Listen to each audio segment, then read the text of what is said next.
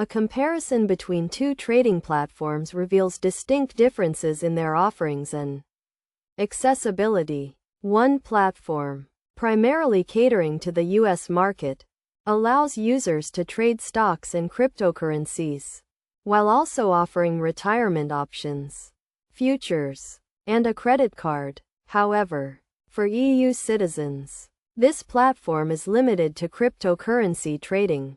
In contrast, the other platform is available in the US, EU, and numerous other countries, providing a broader range of trading options, including cryptocurrencies, stocks, commodities, and currencies. This platform also features a social aspect, enabling users to copy other traders and view analyst forecasts for specific stocks.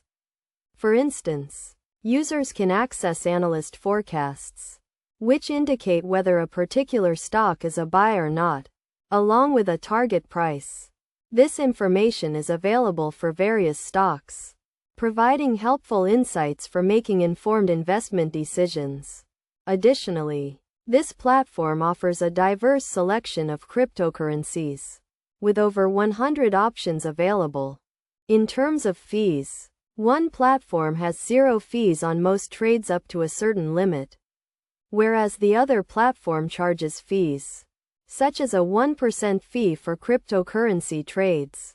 The minimum deposit requirement also varies, with one platform allowing investments as low as €1, while the other has a minimum deposit of €50.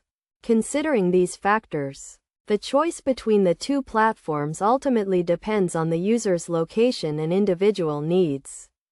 For US users, the platform with zero fees and a lower barrier to entry may be the better option, while non-US users may prefer the platform with a broader range of trading options and availability. In more countries,